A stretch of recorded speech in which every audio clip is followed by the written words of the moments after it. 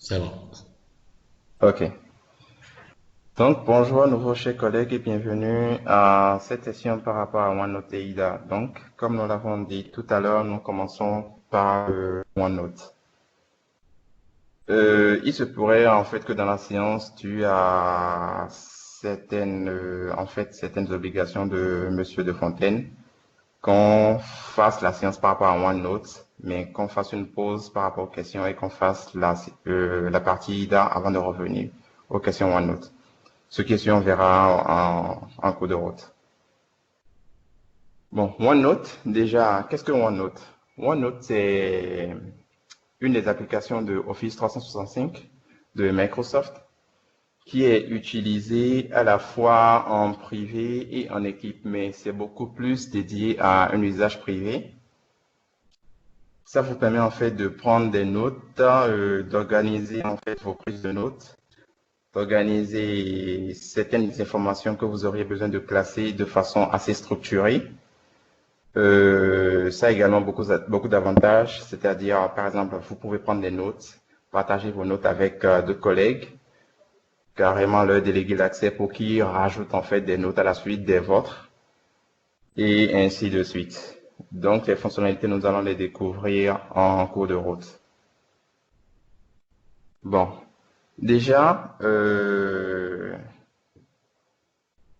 comment trouver son OneNote? J'espère que vous voyez tous mon écran.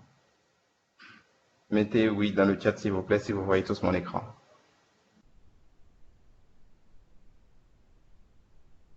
Ok, d'accord, c'est bon. Donc en fait, comment trouver OneNote? Pour trouver OneNote, c'est simple. Il suffit juste d'aller sur la barre des tâches. Il suffit juste d'aller sur la barre des tâches, d'essayer de faire une recherche. Vous tapez juste OneNote et vous avez l'application OneNote. C'est vrai qu'ici, ça met OneNote 2016, mais en fait, c'est toujours Office 365. Notez que Office 365 diffère du 2016 juste par certaines fonctionnalités. En fait, c'est le Office 2016 qui est pris et certaines fonctionnalités sont rajoutées en fait pour en faire l'Office 365. Donc, vous avez sur la barre des tâches là, l'outil de recherche, vous trouvez juste OneNote et vous le lancez. Et vous avez votre OneNote qui démarre, qui est là. Donc, OneNote, pour l'expliquer de façon générale, j'aime bien une analogie. Je compare OneNote en fait à un grand magasin où on voudrait en fait stocker des données. Mais en fait, on voudrait les stocker de façon bien structurée, bien classée. Donc, OneNote serait en fait le magasin. Dans le magasin, on a des armoires qui représentent ici en fait nos blocs-notes parce que dans le OneNote, vous avez la possibilité de créer plusieurs blocs-notes. Donc, dans l'armoire, il y a des tiroirs. Les tiroirs sont en fait des sections qui sont dans chaque bloc-notes.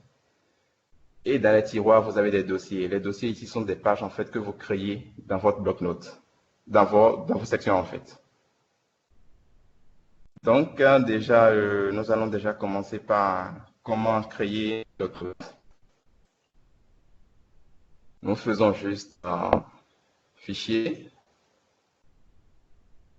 nouveau.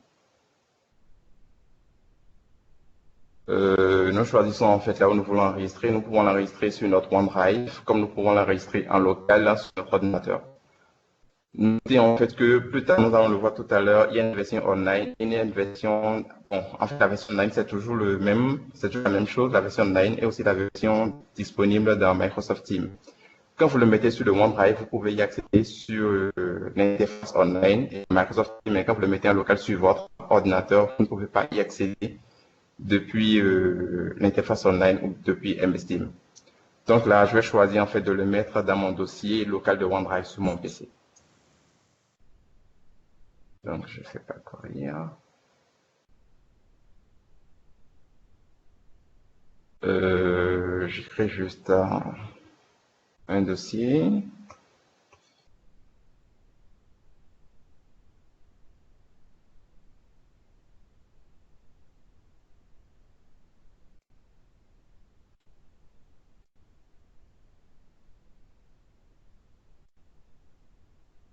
Donc, le nom du bloc-notes, je l'appelle test, par exemple.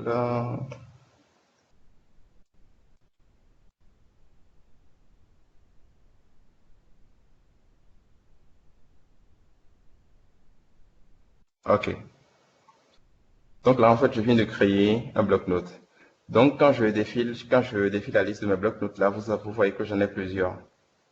Donc, dans votre OneNote, vous avez la possibilité de créer dans votre OneNote, vous avez la possibilité de créer plusieurs blocs-notes. Donc, votre bloc-notes, vous pouvez le stocker en local sur votre PC, comme vous pouvez le stocker sur votre OneDrive. Tout dépend, en fait, de l'usage que vous voulez en faire. Et gardez aussi à l'esprit qu'il est toujours possible de changer l'emplacement où on a stocké, où on a choisi d'enregistrer son bloc-notes. On va le voir tout à l'heure. Donc, dans notre bloc-notes que nous venons de créer, il y a déjà une section par défaut. C'est la section qui est appelée nouvelle section 1. Nous pouvons renommer par exemple. En renommant, nous mettons, par exemple, nous mettons team par exemple.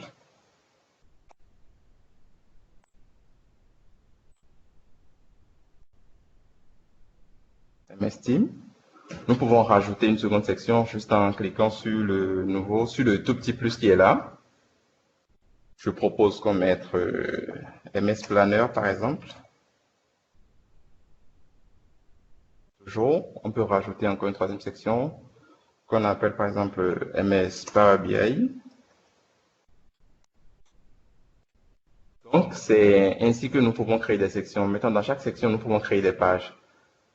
Si nous revenons à l'analogie que j'avais présentée tout à l'heure, en fait, les blocs-notes représentaient des armoires. Dans les armoires, nous avons des tiroirs. Les tiroirs sont en fait des sections que je viens de créer.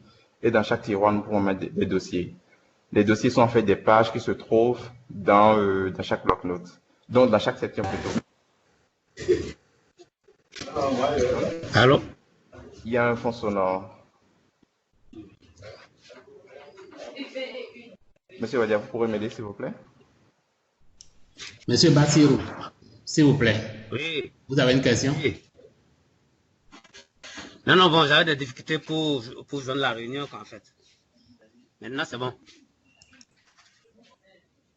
Donc, en fait, dans la section, vous pouvez créer des pages. Quand je prends notre section MS Power BI, nous avons une première page qui est juste une page sans titre.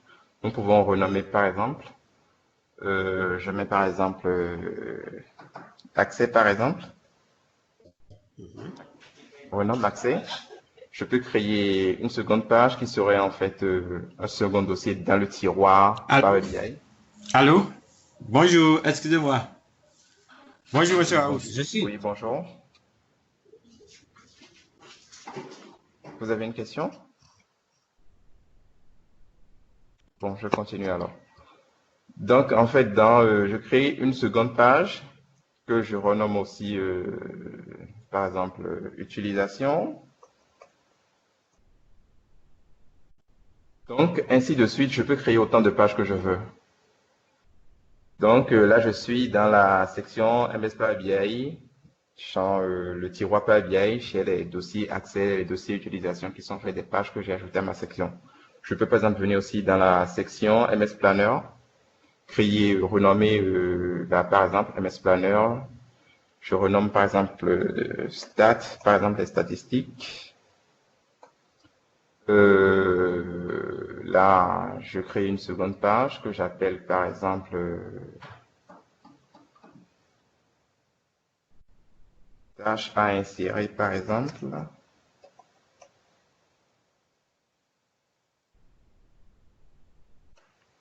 Donc là également, je peux créer autant de pages que je veux. Donc c'est ainsi de suite. Les sections que vous créez, vous pouvez mettre autant de pages que vous voulez dans chaque section. Donc dans votre bloc-notes que vous avez, dans chaque bloc-notes, vous mettez autant de pages que vous voulez. J'ouvre par exemple un autre, par exemple, ça c'est un bloc-notes. Là vous voyez les sections, il y en a énormément qui sont en ligne là, et par section, j'ai des pages, j'ai des pages, j'ai des pages. Donc, je reviens sur notre bloc-notes test. Donc, nous avons maintenant créé des sections, nous avons créé des pages. Maintenant, choisissons une page, nous voulons ajouter du contenu. Pour ajouter du contenu, vous voyez juste en haut, la barre qui est en haut. Il y a en fait un menu qui nous permet de faire pas mal de choses. C'est assez intuitif, c'est comme les options que nous avons sous Microsoft Word ou bien sous Excel. Ça nous permet de faire plein de choses. mettre du test, par exemple, faire une numérotation automatique. C'est assez intuitif. OK. Mettre, par exemple, un test en gras, le mettre en surbrillance, changer la couleur. Nous avons beaucoup d'options pour ajouter des tableaux, joindre les images, tout et tout. Une option que je n'avais pas essayé personnellement, en fait, je l'avais vu, mais je l'avais jamais essayé, c'est l'enregistrement audio et l'enregistrement vidéo. Personnellement, je ne savais pas si ça marchait, mais c'est juste cette nuit que j'ai vu une question d'une collègue de la Tunisie qui demandait en fait si ça marchait. Il y a un autre collègue qui a dit, on va essayer que ça marche bien. Donc, vous pouvez aussi aussi bien ajouter des fichiers audio, ajouter des fichiers vidéo ou enregistrer automatiquement. Donc là, nous allons voir une option très intéressante aussi, joindre un fichier. Je choisis là de joindre par exemple un fichier. Je vais sur le bureau. Je prends les fichiers test que nous avions utilisés pour la séance du OneDrive. Je prends test 3 par exemple. Je fais insérer. Et quand je fais insérer, là, il me propose deux options, joindre un fichier et insérer une impression. Quand je fais joindre un fichier, je le fais pour que vous voyez ce que ça donne. Donc, en fait, j'ai le fichier là qui est joint. C'est parce que je l'ai positionné, le curseur était là quand je l'ai joint. Sinon, je peux le mettre en bas là où je veux. Donc là, j'ai l'icône qui est là. Donc, il me suffirait juste de double-cliquer sur le fichier. Il me donne un message. En fait, me prévenant que ça pourrait endommager mon PC si ce n'est pas un fichier de confiance. Mais vu que c'est mon propre fichier à moi, je peux lui faire confiance. Je fais OK. Et là, ça sort. Ça, c'est ouvert. J'utilise deux écrans. Je ramène ça chez vous. Donc, en fait, c'est là. C'est ouvert. Donc, vous avez ça qui est ouvert, vous avez test 3 qui est là-dedans. Là, je le referme. Si on ne voulait pas utiliser cette méthode, on pourrait très bien faire aussi, joindre un fichier. Je choisis toujours le même fichier, test 3, insérer, et là, je choisis de faire une impression. Là, il tourne un instant. Et là, vous voyez, là, il me met le contenu de mon fichier.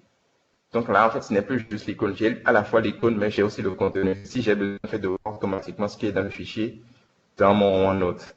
Donc, en fonction de la façon dont je classe mes informations, je classe mes prises de notes, peut-être que j'aurais besoin, en fait, d'ajouter un fichier à mes prises de notes pour pouvoir le retrouver très facilement. Donc, je peux le mettre juste l'icône pour le retrouver très facilement ou carrément faire l'impression pour voir le fichier déjà en entier là-dedans.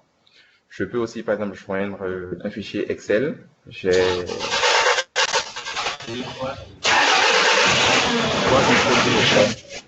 House, tu m'excuses, Oui. hein. Monsieur Bassiron. Oui. Monsieur Bassiron, s'il vous plaît, c'est vous. J'essaie de vous couper, mais je n'arrive pas. Oui, Coupez votre micro, s'il vous Allô? plaît.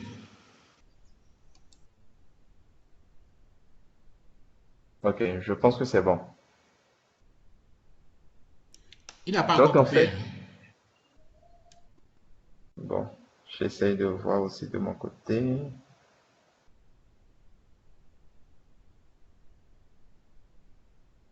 Ok, je pense que non, ce n'est toujours pas coupé.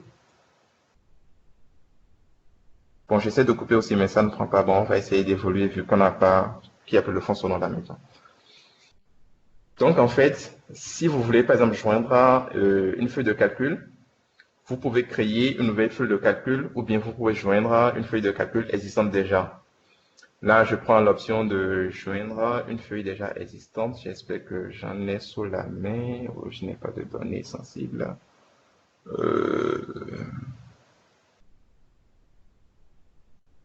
Je prends, bon, je prends test 2 par exemple. Donc là aussi, j'ai la possibilité de joindre un fichier, d'insérer la feuille de calcul. En fait, j'ai plusieurs options d'insérer un graphique ou un tableau. Donc, en fonction de l'information que je vais insérer, je choisis le mode que je veux. Je choisis là, par exemple, joindre un fichier. Là, j'ai juste icône. Je supprime. Je refais la même chose qu'on a fait tout à l'heure. Je choisis juste toujours mon test 2. Mais là, je fais insérer une feuille de calcul.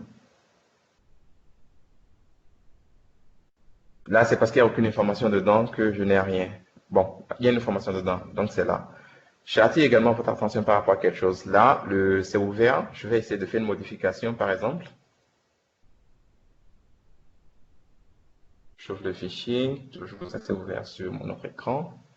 Donc, je choisis par exemple de changer la couleur de ceci. Je mets ça par exemple en jaune. Je fais enregistrer et je ferme. Donc, en fait, vous voyez, en fait, dans l'aperçu là, il n'y a pas déjà automatiquement la couleur qui s'est rajoutée. Ah oui, là, c'est venu.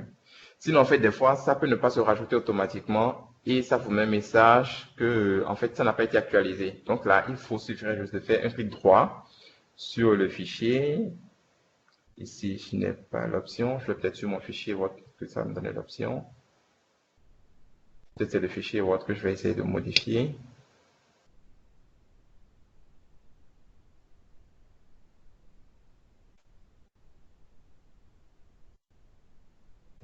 Je fais enregistrer et là, je ferme mon fichier. Ok, donc vous voyez ça, mais l'impression ci-dessous est peut-être obsolète. Cliquez sur le bouton droit pour actualiser. Donc là, je fais un clic droit sur le fichier et je fais actualiser l'impression. Donc quand je fais actualiser l'impression, il me donne toujours le même message, je fais OK. Donc là, il refait en fait l'impression et là, les modifications que j'ai eu à rajouter, je les vois maintenant. Donc en fait, c'est juste de petites astuces qu'il faut penser à utiliser quand vous faites des modifications. Notez en fait que ce que vous pouvez faire dans vos prises de notes, ce n'est pas du tout limité. C'est limité juste par rapport à votre imagination. Je vous montre par exemple des schémas complexes que j'ai eu à insérer par exemple là-dedans. Donc en fait, c'est des prises de notes. Ça me permet là maintenant de voir automatiquement ce que représente par exemple le réseau de Prosa actuellement, les adresses IP, tout et tout. Donc en fait, les informations que vous mettez dedans, c'est en fonction de ce que vous voulez faire à votre niveau. Donc il y a énormément de fonctionnalités. Vous pouvez jouer avec, c'est très intuitif, ce n'est pas compliqué à apprendre en main. Si vous êtes bloqué au niveau, vous pouvez toujours poser la question à moi ou à M. Wadia ou à d'autres collègues qui auront l'information. Si on n'a pas l'information, on peut toujours demander aux collègues au siège ou chercher toujours sur Internet. Donc, là, nous avons vu comment choisir un document, comment imprimer un document dans une page. Là, nous allons voir une autre option qui aussi est très intéressante. Je veux par exemple joindre un mail dans une page. Là, je viens sur la page accès de la section MS Power BI. Là, je veux joindre un mail. En fait, dans cette page, genre, je prends des notes par exemple. Je prends des notes.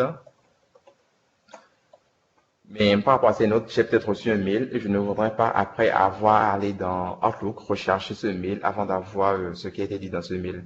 Et je n'ai pas non plus envie de le copier, de venir le mettre là. Donc, j'ai la possibilité de joindre un mail directement dans ma prise de notes dans cette page. Là, je n'ai qu'à aller sur le mail. J'ai ouvert un mail à ce propos, ce mail par exemple que j'ai reçu. Je ne veux pas imprimer ce mail dans ma page.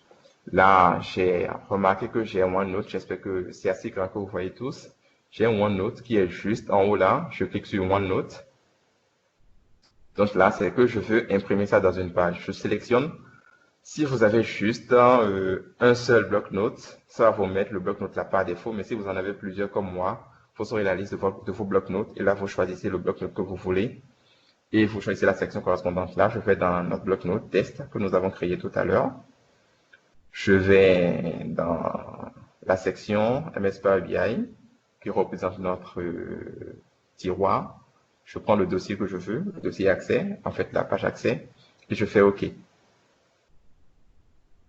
Donc vous voyez, là, c'est très intéressant. J'ai là, non seulement le contenu du mail, j'ai l'objet du mail, celui qui a envoyé le mail, et à qui c'est adressé. Là, c'est adressé, ça m'est adressé à moi uniquement.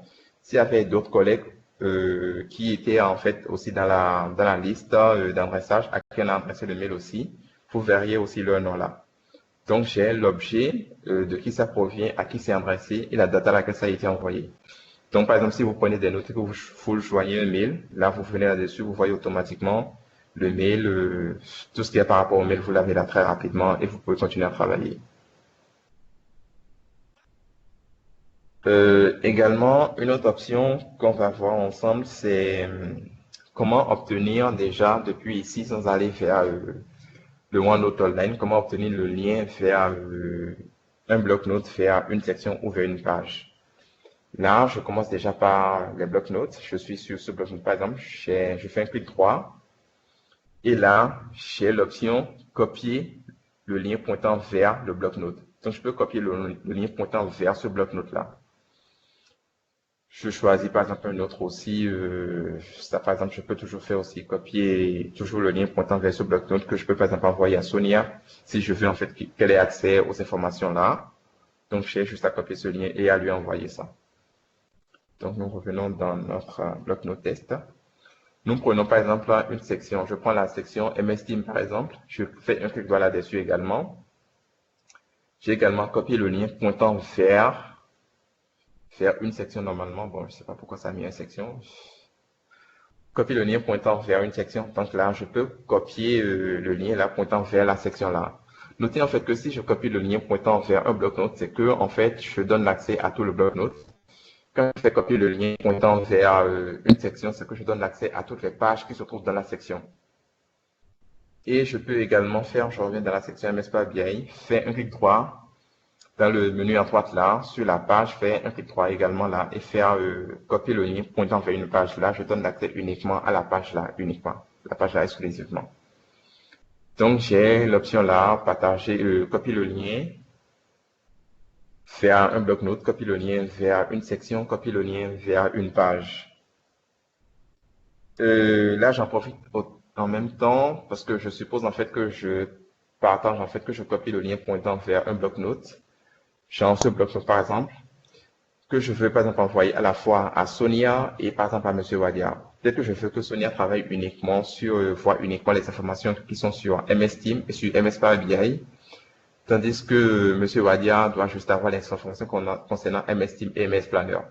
Donc, en fait, là, chaque personne doit travailler sur deux sections là-dedans, sans pour autant pouvoir accéder aux autres sections qui sont là-dedans. Donc là, je peux aller sur la section que je veux.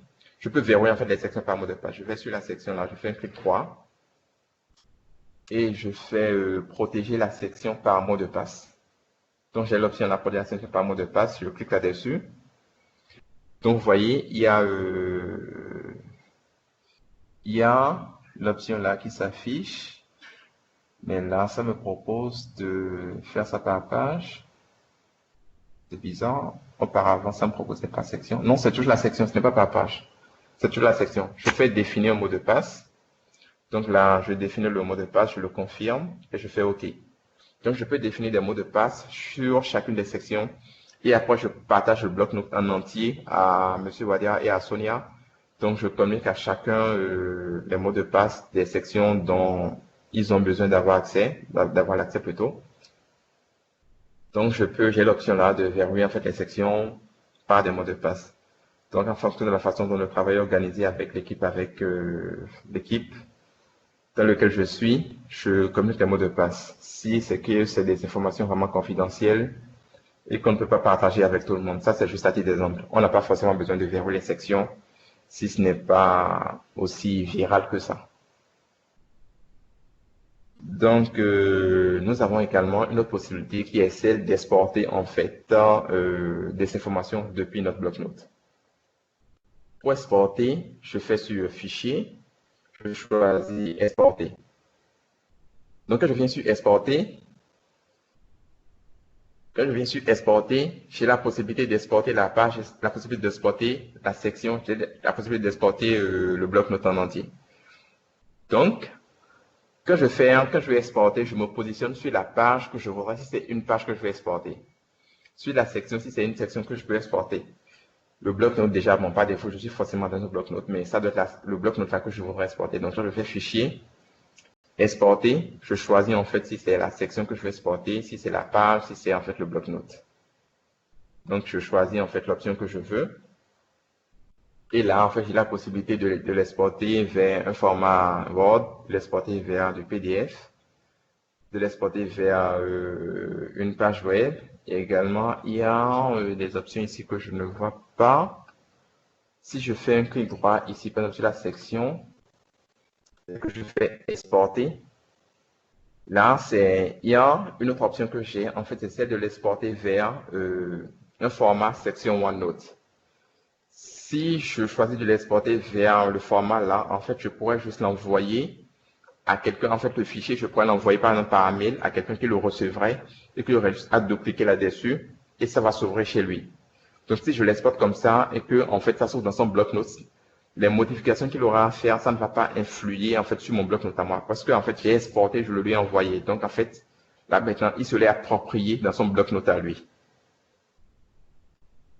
Donc, gardez à l'esprit que il y a plusieurs possibilités. Si vous passez par la possibilité, par l'option fichier exporté, comme nous l'avons vu tout à l'heure, nous ne voyons pas en fait l'option là d'exporter en fait. Ah non, mais si c'est là, c'est la première option. Si, c'est bien là. Donc en fait, donc je peux exporter ou un code sur la propriété à lui et continuer la modification en fait sans que ça n'altère les modifications que je suis en train de faire chez moi. Donc en fait, là, ce n'est pas qu'on fait une modification simultanée ou plutôt une modification du même bloc-notes ou bien de la même section ou de la même page. Donc, nous avons cette possibilité.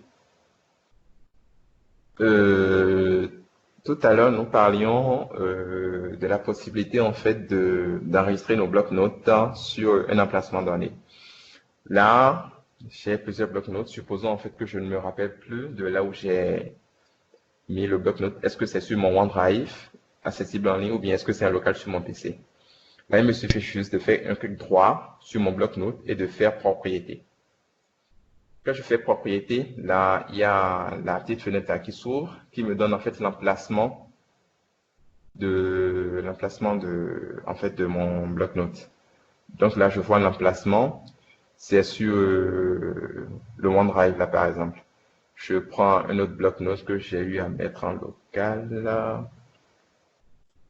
Je prends ça par exemple, je pense que je l'ai mis en local. Non, ça aussi c'est sur le OneDrive. Je prends un autre. Bon, apparemment, j'ai déjà tout transféré sur le OneDrive. Non, je prends peut-être ceci pour voir. Je vais bien trouver un que j'ai laissé en local. Ça. Ok. Donc ça, par exemple, vous voyez en fait que ça, par exemple, c'est un local sur mon PC. Parce que ça, je l'ai créé parce que j'étais en mission.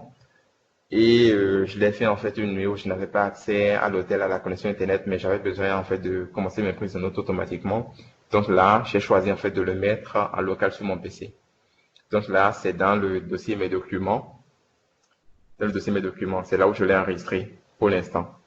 Je peux vous montrer le dossier. Je prends le dossier là, par exemple, je vais dans mes documents. Donc, vous voyez, chez bloc-notes là. Donc, en fait, j'ai celui que je montrais tout à l'heure, c'est le network. C'est parce que je l'ai renommé là-bas tout à l'heure. C'est-à-dire que je l'avais renommé là-bas que le nom change par rapport à ici, le IT Security. Non, je ne l'ai pas renommé, c'est toujours le même. Oui. Donc, en fait, vous voyez le dossier, il est là en local sur mon ordinateur. Également, il me suffirait juste aussi de faire fichier. Et là, vous voyez aussi, il y a mes blocs-notes qui sont là. Quand je ne veux pas faire propriété, passer par faire bloc-notes par bloc-notes, je peux voir là automatiquement la liste de mes blocs-notes et en fait là où c'est enregistré. Donc, quand vous voyez le networking system qui est là, vous voyez que c'est un local sur mon PC. Le IT Security aussi, c'est un local sur mon PC. Mais les autres, vous voyez en fait que c'est sur mon SharePoint, que c'est sur en fait mon OneDrive qui est sur le SharePoint. Donc, je prends le IT Security par exemple là, je fais une propriété. J'ai la possibilité, je l'ai créé en local sur mon PC. Là, je veux que ce soit sécurisé ou peut-être que j'ai besoin de donner accès à ce bloc-notes à un collègue.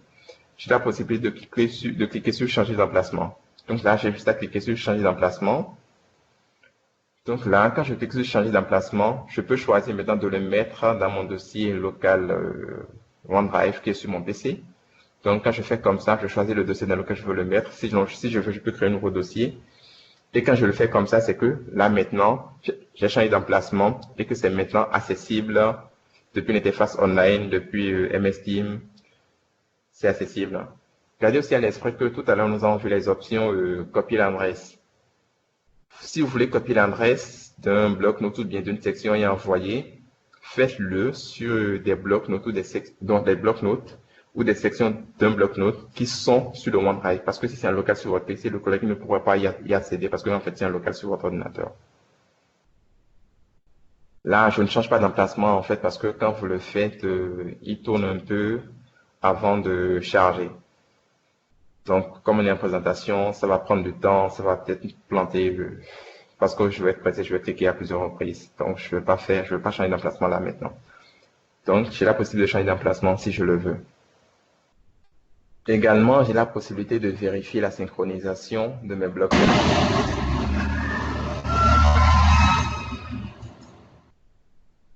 J'ai également la possibilité de vérifier l'état de synchronisation de mes blocs-notes. Donc là, je suis fichier.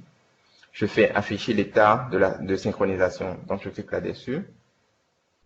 Il y a une fenêtre qui s'est ouverte. Donc, c'est là. Donc là, vous avez... Il y a un fond sonore, s'il vous plaît. Quelqu'un a son micro ouvert.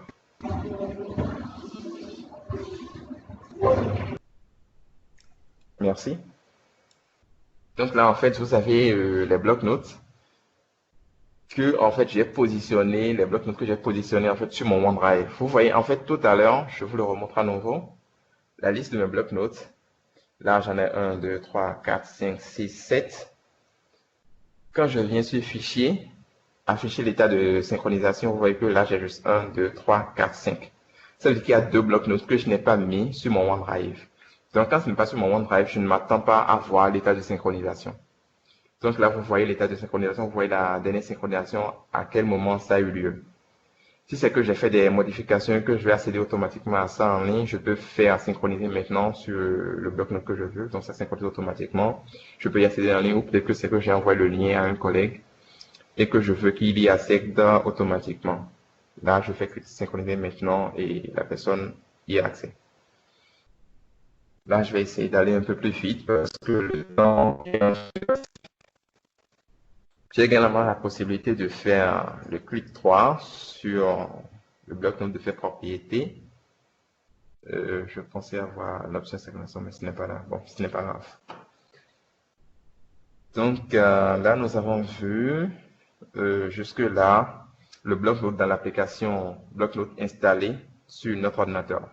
Tous ceux qui ont Office 365 installé sur l'ordinateur ont déjà le bloc-notes qui est déjà installé.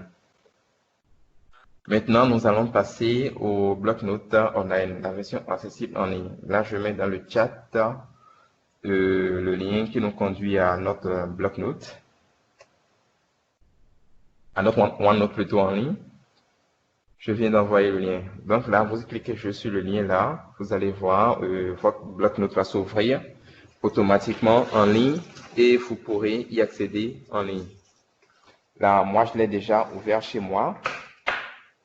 Donc, je viens dessus.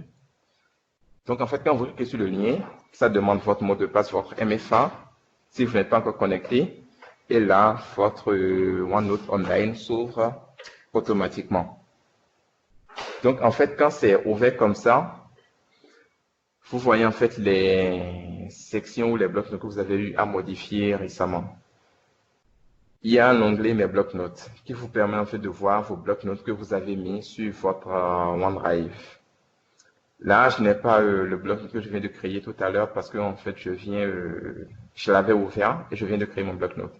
Ce que je vais peut-être faire, c'est cliquer à nouveau sur le lien, le recharger à nouveau. Un instant, ça charge. Ok. Là, je vais sur mes blocs-notes. Apparemment, il n'a pas encore synchronisé. Il n'a pas encore synchronisé apparemment.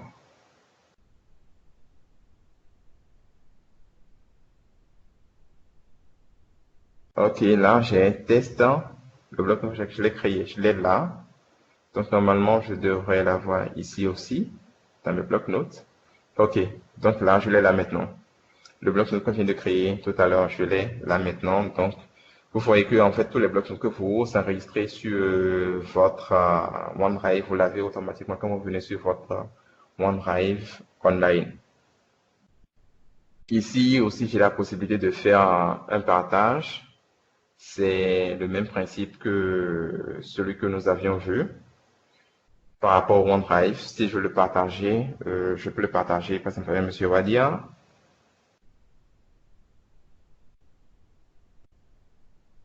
Je peux le partager par exemple avec Camille. La dernière fois, nous avions vu avec le OneDrive, les collègues qui nous ont suggéré comment partager avec des groupes de personnes. Donc, nous avions essayé ici, je le refais. Donc, vous voyez, il a aussi la possibilité là. Mais utilisez ça vraiment avec attention parce que partager des informations avec un aussi grand groupe, ça peut devenir dangereux. Donc, faites-le uniquement si vous en avez vraiment besoin. Moi, je ne vous le conseille pas trop, mais si vous en avez besoin, sachez aussi qu'il y a la possibilité. Moi, je ne le choisis pas là, je choisis là maintenant de le faire uniquement avec M. Wadia et Kamil. Donc, je fais envoyer. Je peux faire copier le lien et envoyer ici aussi, comme je peux faire envoyer directement. Donc, non, ce n'est pas ce que je veux faire. Je préfère recommencer pour ne pas envoyer à tout le monde.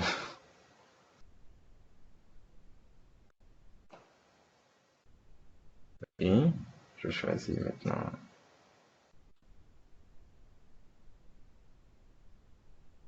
Donc là maintenant je fais envoyer. Donc je viens en fait de partager le blog qu'on a créé là. Je viens de le partager avec M. Wadia, avec Youssif. Donc ils vont recevoir tous les deux dans leur boîte Outlook un message disant en fait que j'ai partagé avec eux des blocs-notes. Donc là maintenant je veux gérer l'accès à mes blocs-notes. Je peux venir là. Il ne me donne pas l'option là. Bon, je peux venir toujours là faire cliquer sur le lien partager. Il y a un menu contextuel là, les trois petits points qui sont en haut. Je clique là-dessus et j'ai géré l'accès. Donc, je fais gérer l'accès. Là, ça me donne un lien qui est là. J'ai encore trois petits points qui sont juste à côté là. Je clique toujours là-dessus. Et là, donc, je vois que j'ai partagé en fait ce bloc-notes avec Youssif et je l'ai partagé aussi avec M. Wadia. Si je veux par exemple retirer ce partage, j'ai juste à cliquer sur la croix là, supprimer le lien. Aussi, il y a une option que je ne retrouve pas depuis quelques jours. En fait, normalement, j'ai la possibilité de supprimer juste M. Wadia ou bien de supprimer juste Youssif et laisser le partage avec un collègue. Mais depuis quelques jours, en fait, je ne retrouve plus l'option. Je vais rechercher tranquillement. Après, si je retrouve l'option, on va peut-être faire un email ou plutôt rajouter ça au guide. On va faire une mise à jour du guide qu'on va vous renvoyer. Donc là, si je veux couper le partage, j'ai juste à cliquer là sur la croix là et c'est que je supprime le lien en fait.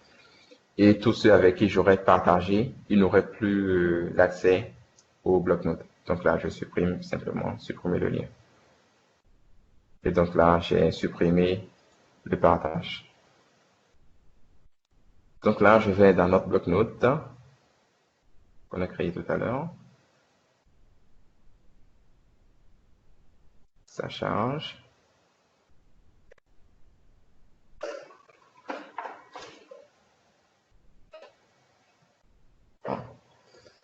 Là, on nous dit qu'il y a des nouveautés. La dernière fois que je m'étais connecté, j'avais pas ça. OK. Donc là, en fait, je viens d'ouvrir notre bloc-notes test. Donc, j'ai les sections que j'ai créées là-dedans. Remarquez en fait qu'ici, ça change un peu par rapport à l'interface qu'on avait tout à l'heure dans l'application. Les sections sont plutôt sont plutôt là à gauche. Donc, j'ai les sections. Je clique là-dessus. Donc, nous avons les sections là et les pages par section qui sont là. Donc, les informations qui sont là-dedans, on peut les voir. Je reviens sur notre palier là, par exemple. Donc, tout ce qu'on a eu à ajouter, vous voyez tout ce qu'on a eu à ajouter tout à l'heure dans l'application installée sur l'ordinateur. Là, je l'ai déjà automatiquement là parce que j'ai choisi comme espace de stockage mon OneDrive. Donc, quand je passe par mon OneNote Online, j'ai accès à tout ce que j'ai eu à faire. Donc, je suppose, par exemple, que j'ai eu à travailler sur mon ordinateur et que je dois faire peut-être, plutôt je me suis retrouvé peut-être ailleurs en voyage où je n'ai pas mon ordinateur à moi-même, ou plutôt mon ordinateur m'a lâché par exemple, et j'ai besoin d'avoir accès à mes notes. Je demande à un collègue de me passer son ordinateur, j'ai juste à me connecter sur Internet à mon note online et j'ai toujours mes prises de notes, je peux toujours avoir les informations dont j'ai besoin. C'est quasiment la même chose que le OneDrive. House. Oui? Pour que les collègues comprennent que j'ai pu accéder à ton OneNote et que j'ai mis un message, tu retournes dans ce que tu as partagé là. J'ai mis message reçu. Pour que les gens comprennent que j'ai travaillé là-dessus. Euh, Là, en fait, tout à l'heure, j'ai eu encore eu à couper. Bon, d'accord. Après que j'ai eu encore eu à couper. D'accord. Donc là, je n'aurai plus à nouveau D'accord. ce que vous avez eu à modifier. Ou plutôt, je vais toujours là-dessus, on va voir. Vous avez mis un message reçu sur quelle page, en fait? C'est pas la première page. Hein. Dès que j'ai ouvert, j'ai mis message reçu. Admin. Oui. Oui. Ok, donc c'est bien ça, oui, justement, c'est ça. Mm. Donc vous aviez déjà modifié avant que je ne coupe l'accès. Oui. Donc vous voyez, tout à l'heure, quand j'avais créé, je n'avais pas fait la modification là, par exemple. Et c'est Monsieur Wadi, en fait, qui a renommé la page, la première page, message reçu. Donc là, vous voyez la modification. Je veux bien retourner sur l'application elle-même. Nous allons voir test. Je viens dans MS Team. Vous voyez, tout à l'heure, en fait, la première page de MS Team, c'était en fait, vous voyez, ça vient de changer. C'était sans titre. Mais la synchronisation a eu lieu automatiquement maintenant et la modification que M. Wadi a faite vient de se répliquer ici automatiquement et j'ai un message reçu dans l'application. Donc, que vous modifiez dans votre application installée sur votre ordinateur, ou que ce soit la version online, vous modifiez en fait les mêmes informations. Donc là, M. Wadi a eu à faire une modification d'une information. Et là maintenant, j'ai coupé l'accès. Si M. Wadi a essayé à nouveau maintenant d'accéder, il ne pourrait pas y avoir accès. Parce que je suppose que la modification que je voulais en fait qu'il fasse, il l'a fait déjà et là maintenant il n'a plus besoin d'accéder à la section. Donc là, j'ai coupé l'accès donc. Vous pouvez laisser les accès ou les laisser en fonction de la façon dont vous avez besoin d'organiser le travail avec les collègues. Donc on repart sur notre OneNote Online. Donc ici, j'aimerais bien voir quelque chose ici. Je n'ai pas l'option. Bon, en tout cas, vous avez toujours les mêmes menus qui sont disponibles dans l'application installée sur l'ordinateur. Vous pouvez toujours travailler ici de la même façon que vous travaillez là-bas. Là, vous avez, j'étais sur le bloc qui est là. Si vous n'avez pas envie de revenir ici pour voir les blocs qui sont là, vous pouvez passer par là, le menu sur lequel j'ai cliqué là tout à l'heure. Et là, vous avez les blocs-notes qui sont là. Bon, pas les blocs-notes parce que je vois en fait des sections qui sont là. En fait, c'est plutôt les dernières modifications que vous avez eu à faire. C'est plutôt ça qui s'affiche là. Je pense bien. Donc, si vous voulez créer, parce que là, en fait, ça s'affiche comme un bloc-notes, mais en fait, AT là, par exemple, c'est une section normalement. Si dans la version online, vous voulez rajouter en fait un autre bloc-notes, vous avez juste à cliquer là.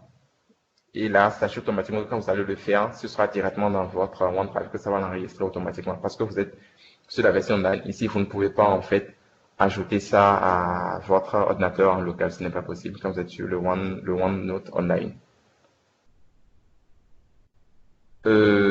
Également, quand je suis là, j'ai partagé avec moi et là, je peux retrouver en fait les blocs-notes qui ont été partagés avec moi. Je clique là-dessus. Ça charge. Donc là, en fait, il n'y a pas eu de bloc-notes partagé avec moi. Ça, il y a mon bloc-notes qui est là. Je pense que ça, c'est là par défaut. Je pense bien, c'est là par défaut puisqu'il n'y a pas eu de bloc-notes partagé avec moi. Mais ça met mon bloc-notes. Donc, c'est celui par défaut, en fait.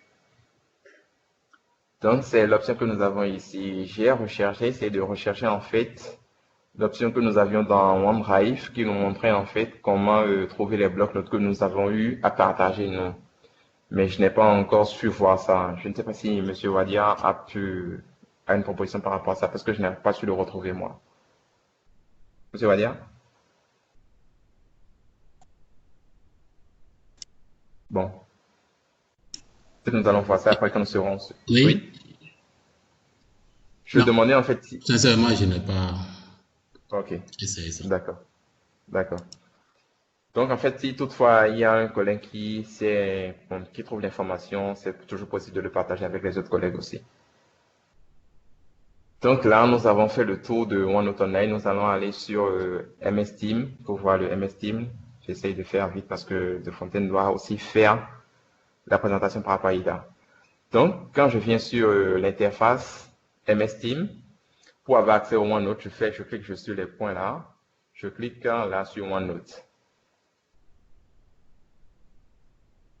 Et là, ça s'ouvre,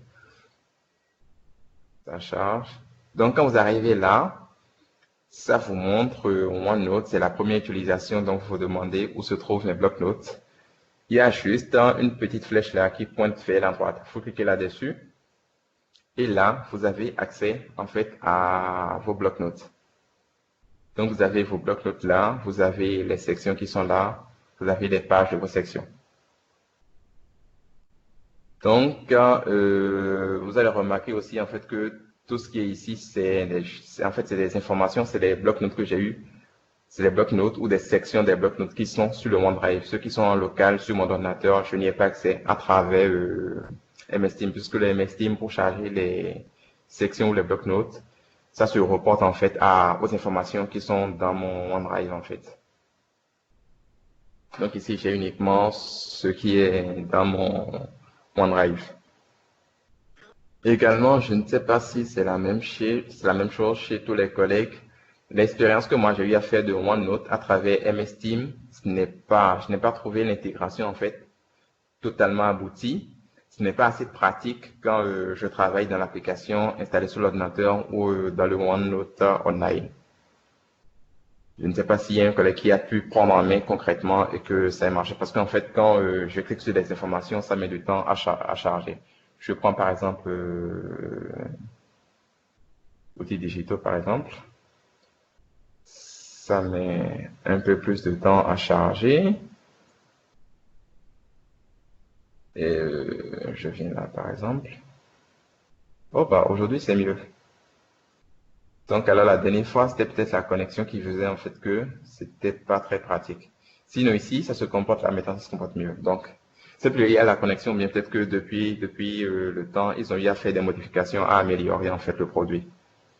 Donc j'ai aussi la possibilité d'utiliser le OneNote à travers MS Team. Nous avons fait le tour de façon générale. Nous allons arrêter là très rapidement pour que Mathieu puisse faire la présentation par rapport à IDA. Et après, nous pourrons revenir sur le OneNote et recevoir les questions. Certainement qu'il y a des questions dans le chat. Et nous pourrons continuer ensuite.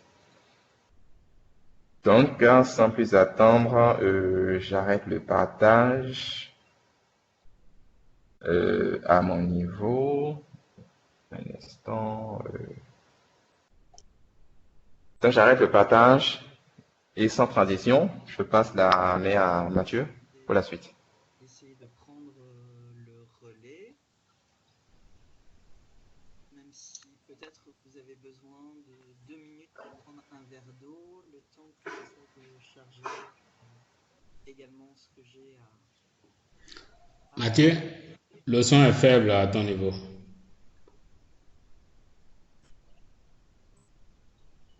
améliorer vraiment ça. Là, vous m'entendez mal? Oui, c'est faible.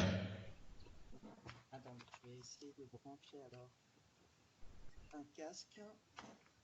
On va voir si c'est mieux. En attendant, vous avez 2 minutes pour prendre un verre d'eau pour ceux qui le souhaitent. Ouais, là, c'est bon. Merci.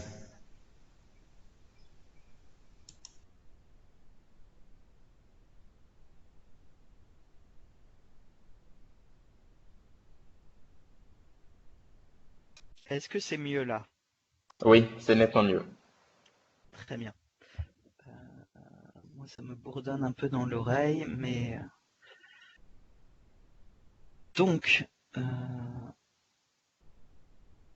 on a eu le droit là à OneNote. Vous aviez eu précédemment aussi des formations sur Teams, sur OneDrive. Donc le OneDrive, c'est pour moi seul. Teams, c'est pour nous en équipe. Et IDA, c'est pour tous, enfin tous ceux qui sont à l'intérieur de la GIZ. J'aimerais en fait commencer avec vous à travers une question sur la signification de IDA, et pour ça je vais vous proposer d'ici quelques secondes un sondage et vous allez pouvoir cliquer et nous dire si vous reconnaissez parmi les propositions que je vais afficher à l'écran celle qui vous semble être la bonne. Un instant, comme Raoux était en ligne, je ne pouvais pas préparer ça avant. Donc je fais encore le dernier copier-coller. Voilà, créer. Est-ce que le sondage apparaît chez vous à l'écran? IDA est l'abréviation de. Est-ce que vous voyez apparaître différentes propositions? Auquel cas, vous cliquez avec le bouton radio si vous pensez que IDA, c'est intranet désormais accessible. Donc, cliquez avec les boutons radio, là, voilà, quelqu'un a déjà cliqué. Integrierte Digital Anwendungen, Internet Dialogue et Actualité, Integrate Digital Application ou International Development of Activities. Donc, je vous laisse répondre. Vous découvrez au passage que avec Skype for Business, on peut, lors d'une présentation, utiliser des outils de sondage en ligne. Donc les scores bougent progressivement en fonction des clics des uns et des autres. Ce qui est bien, c'est que je constate que pour l'instant, une grande majorité d'entre vous, 87% ont trouvé la bonne réponse, puisqu'il y a 2 bonnes réponses en fait dans notre sondage. Je vais fermer le sondage désormais. Donc, en principe, vous n'avez plus le droit de voter. Donc, intranet désormais accessible, c'est seulement 4%. Effectivement, c'est pas l'abréviation dédiée, mais par contre, l'idée de rapprocher IDA d'intranet, c'est pas complètement idiot, puisque à terme, IDA devrait supplanter et remplacer l'intranet de la GIZ. Idée pour le développement des activités, c'est pas vraiment ça, même si on peut puiser à travers toutes les communautés qui sont présentes, beaucoup d'idées et partager des choses et pour ses propres activités. Integrierte Digital Anwendungen, c'est effectivement l'abréviation allemande de IDA, qui est également proposée en anglais ici avec Integrated Digital Application. Donc, c'est les applications digitales intégrées, si on essaye de traduire en français. Et International Development of Activity, c'est pas vraiment ça, quoique personnellement, je pense qu'on peut effectivement partager beaucoup de choses. Alors, je vais essayer maintenant de partager une présentation PowerPoint. Est-ce que c'est celle-ci?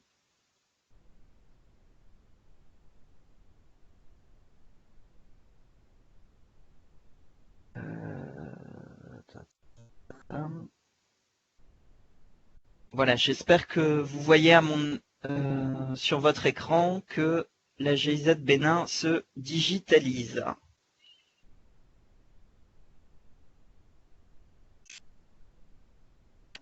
On va pas exactement reprendre ce schéma. Voilà, donc l'abréviation de IDA, on a déjà répondu à cette question, c'est Integrierte Digitale Anwendungen en allemand ou Integrated Digital Application en anglais.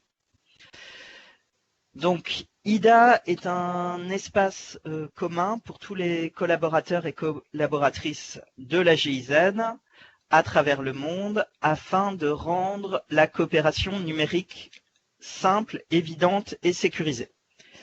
Bon, des fois, on peut reprocher peut-être un problème de performance en termes d'accessibilité, mais ce qui est bien, c'est que vous pouvez réellement donner de la visibilité à vos activités, à ce que vous faites, et voir aussi ce que d'autres collègues dans vos secteurs d'intervention peuvent faire à travers le monde, et ainsi partager des choses, aller plus vite. Donc finalement, peut-être que le développement international d'activités, on peut peut-être le développer à travers IDA. Donc IDA est le réseau social de la GIZ, une plateforme collaborative.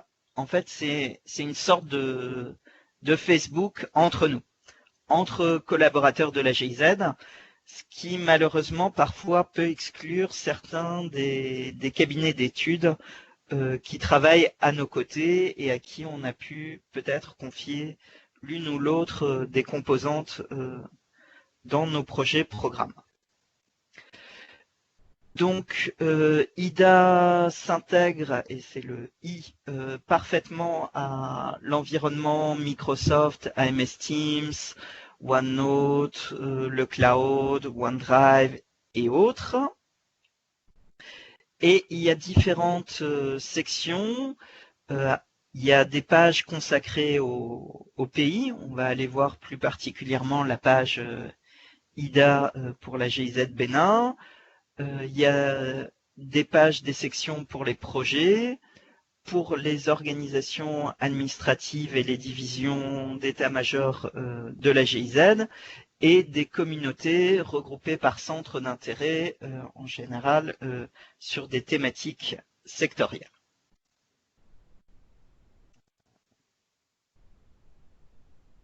Voilà, donc on retrouve exactement cette quadruple architecture. Et il y a différentes façons d'accéder à IDA. Un chemin possible, c'est à travers l'intranet, dans les raccourcis rapides, on a un bouton IDA, ou sinon vous tapez tout simplement ida.giz.de sur votre navigateur. IDA est un espace sécurisé, on s'identifie avec son adresse professionnelle GIZ et régulièrement l'ordinateur vérifie que vous êtes bien le titulaire de cette adresse en demandant votre deuxième facteur d'authentification, si c'est le SMS, si c'est autre chose. Il y a des sections globales, générales, puisqu'on a dit que ça s'adresse à l'ensemble des 22 000 collaborateurs de la GIZ. Je ne sais plus exactement combien on est, mais au-delà de 20 000. Et après, on peut se promener et accéder assez vite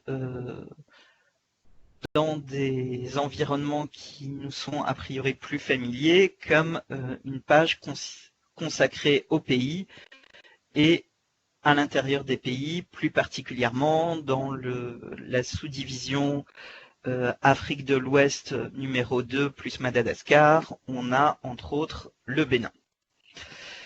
Donc on a une page d'accueil avec un mot de notre directrice, de Madame Wagner, et ce que je vous propose en fait, c'est de quitter cette présentation et d'aller en direct sur la page de la GIZ Bénin. Donc un instant, on va couper le partage, voilà, et je vais vous mettre dans le chat pour aller plus vite, le lien vers IDA Country. Donc, vous avez là dans le chat un lien que vous pouvez sauvegarder dans vos favoris, par exemple, pour accéder à la page IDA Bénin. Donc je vous invite à cliquer tous et toutes en direct là-dessus. Vous avez une bannière avec une galerie photo pour laquelle je crois que Monsieur Wadia sera toujours très ravi de récolter les photos des uns et des autres, sous réserve d'avoir bien sûr récolté, comme il se doit, l'accord des personnes qui figurent explicitement sur ces photos. Vous avez un mot de... Là, vous voyez plus mon écran, mais j'espère que vous le faites en direct à votre niveau. Sinon, je partage à nouveau mon écran. Et je vais...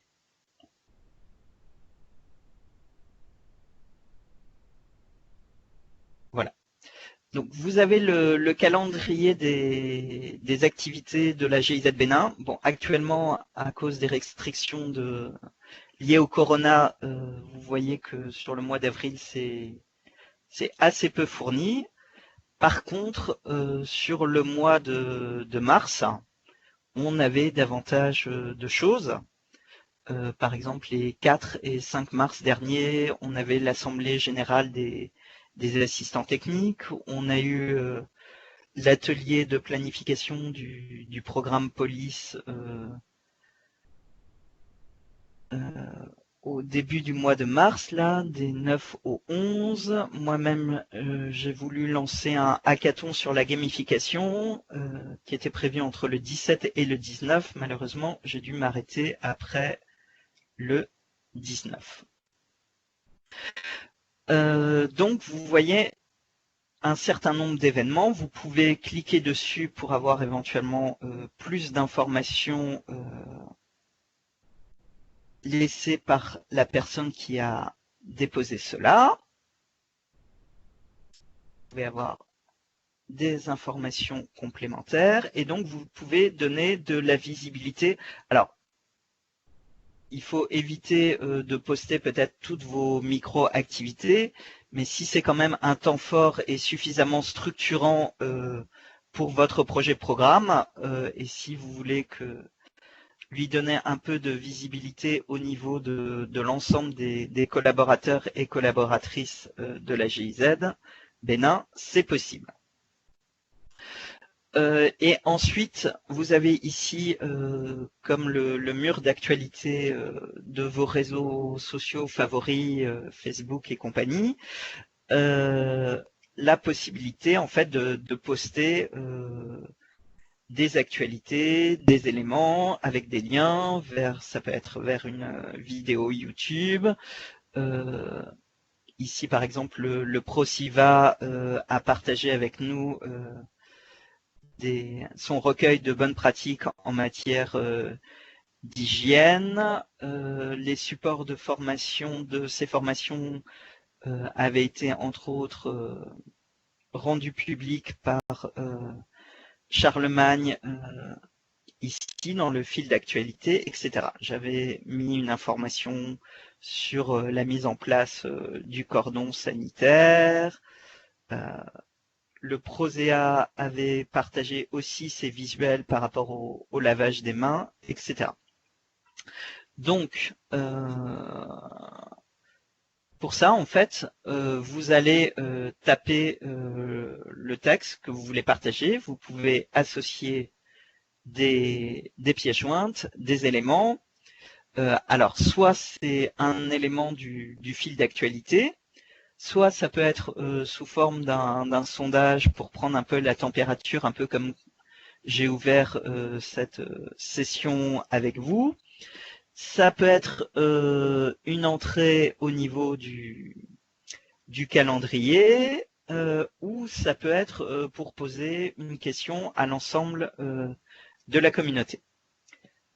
Alors, moi j'aimerais partager justement et profiter de cette formation pour proposer et partager une idée qu'on a discutée notamment ce matin avec les collègues du PDDC. C'est comment célébrer la fête du travail qui aura lieu demain. Il est évident qu'on ne peut pas aller défiler sur la voie publique ou faire un rassemblement festif étant donné les mesures de distanciation en vigueur. Mais pourquoi ne pas profiter de cette journée particulière du calendrier pour se donner rendez-vous pour un cyber apéro, pour un moment de convivialité, pour faire peut-être des jeux en ligne ou autre. Donc c'est ce que je vous propose demain avec les collègues du PDDC. Donc je vais partager sous forme d'événements. Je vais donner un titre à mon activité. On va mettre cyber célébration du 1er mai. Donc on va dire sur MS Teams ou sur Skype, je ne sais pas ce qu'on préfère. J'ai déjà préparé, et c'est plus facile, un petit texte par rapport à ça, donc je fais un copier-coller. Bonjour chers et chers collègues, nous vous proposons de célébrer à distance le 1er mai. Soyons heureux de bénéficier en ces temps d'incertitude d'une protection sociale, d'avoir un employeur soucieux de mettre en place toutes les mesures barrières sur notre lieu de travail. Étant désormais tous et toutes équipés et outillés pour le télétravail, profitons-en pour un cyber apéro des jeux en ligne ce 1er mai 2020 à partir de 15h. Tous les collaborateurs et collaboratrices de la GIZ sont cordialement invités. On va rendre ça un peu sensible. Dans la joie et dans la bonne humeur à ce cyber événement facultatif. Très bonne fête du travail. Donc là, je peux rajouter quelques liens et quelques images. C'est toujours mieux. Ça rend la chose plus visible et plus agréable. Donc, j'avais préparé quelques photos sur le 1er mai. Là, on va mettre ça. Tac. Plus.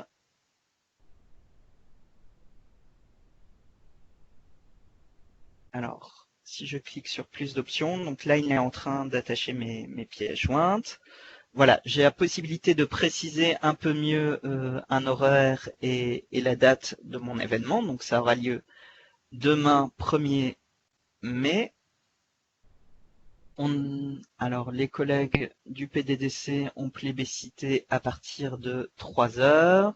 Et puis, on va mettre une plage horaire de 2h, mais libre à chacun de venir. On va catégoriser ça en get together. L'activité, on pourrait mettre une périodicité et dire que ça se reproduit chaque année, etc.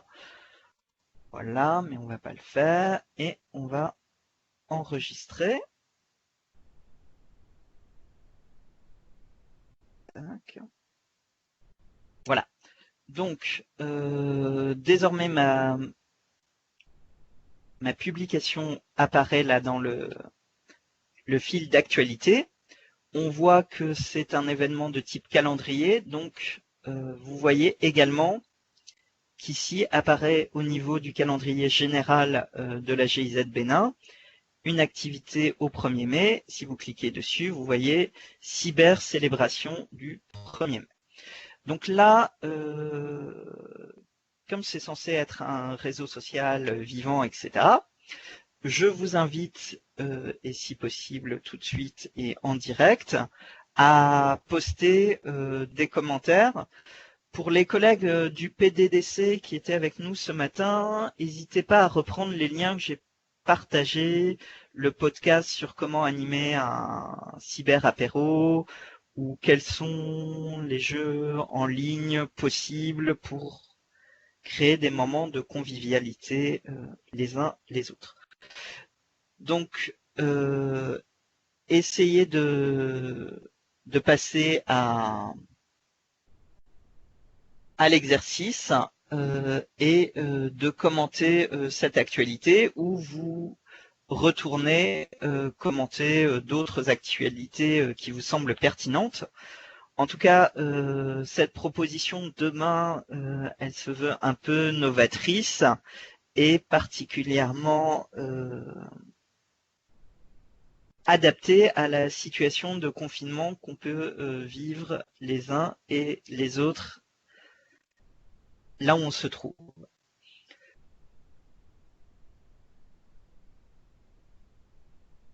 Donc, je rappelle toujours cette fameuse culture de l'erreur, oser et essayer.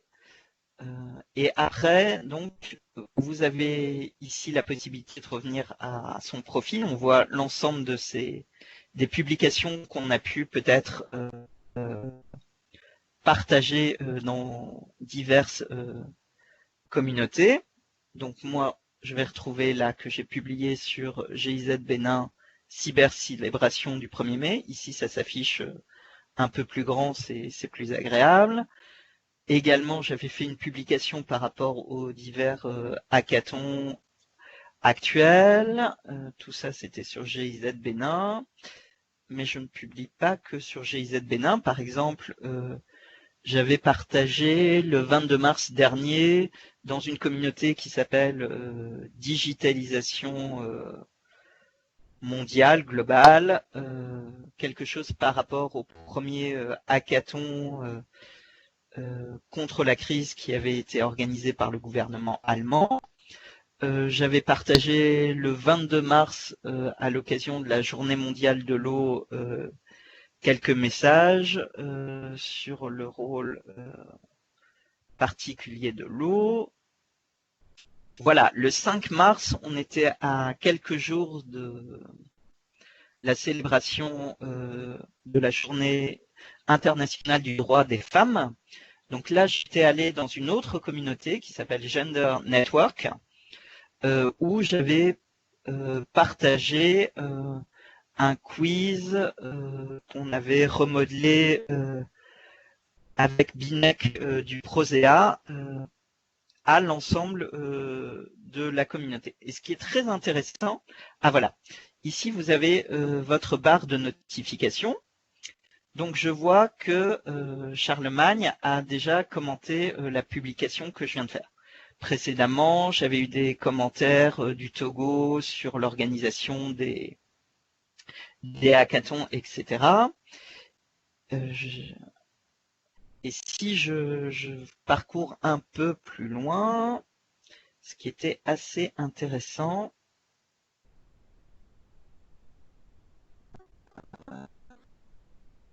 voilà, c'était ceci. Un collègue, Mohamed Raoui, si je clique dessus, il est à la GIZ Maroc, et visiblement il anime le cercle genre au Maroc. Donc moi je ne le connais absolument pas, mais il a vu passer mon quiz sur le genre que j'avais posté dans une communauté générale de la GIZ qui traite des questions de genre. Il l'a récupéré et il l'a partagé dans une communauté spéciale sur la thématique genre au Maroc.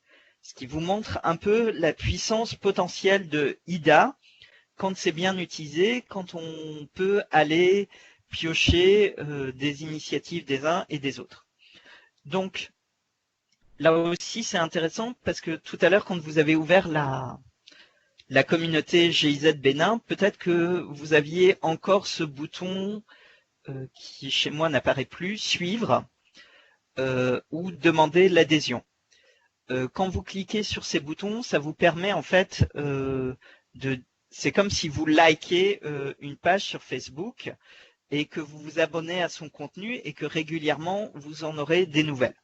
Moi par exemple, j'ai pas d'intérêt particulier à suivre la GIZ au Maroc au niveau de son cercle genre, mais peut-être que les points focaux genre seront intéressés d'aller piocher et de s'abonner à ces contenus.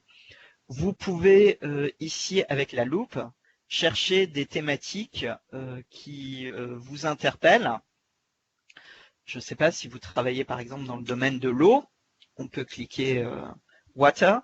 Alors oui, IDA, comme ça se veut un outil global pour l'ensemble des collaborateurs, la plupart des publications est faite en anglais ou en allemand, puisque c'est une majorité des collaborateurs qui soit travaillent tous les jours en anglais ou en allemand. Peut-être qu'il n'y a pas encore suffisamment de contenus francophones qui sont développés, encore que la page GIZ Bénin, c'est typiquement une page où a priori on s'exprime en français. Donc vous pouvez retrouver diverses autres publications. Ah tiens, on tombe justement sur la célébration de la Journée mondiale de l'eau et le petit texte que j'avais mis au niveau de la GIZ Bénin. Voilà, il y a déjà des questions ou des interrogations. Pourquoi je vois apparaître? Je ne sais pas.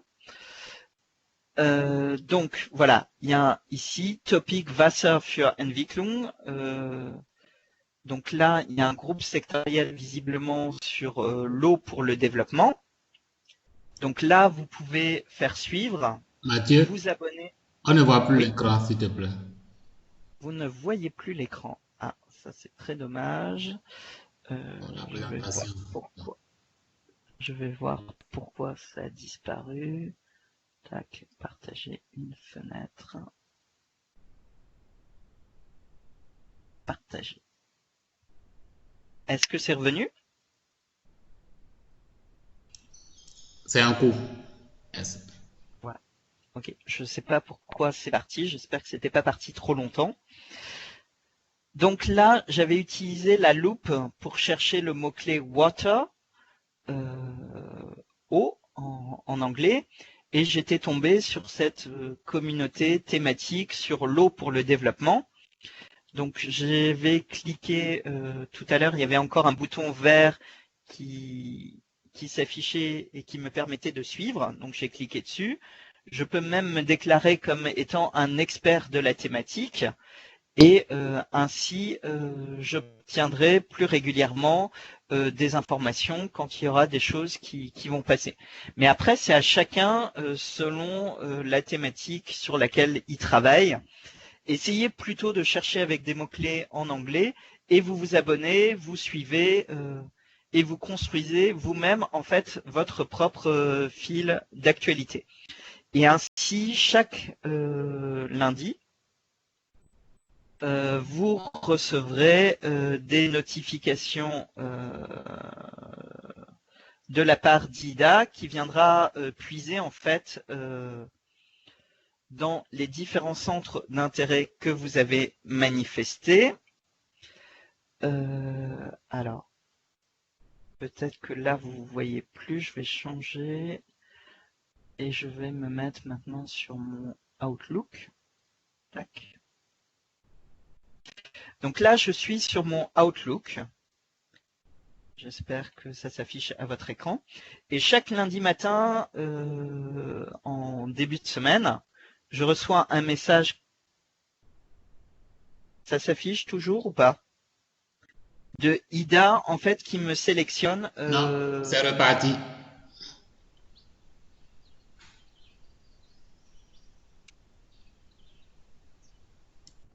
Donc, on on va recommencer. Je ne sais pas pourquoi ça saute autant. Voilà, partage.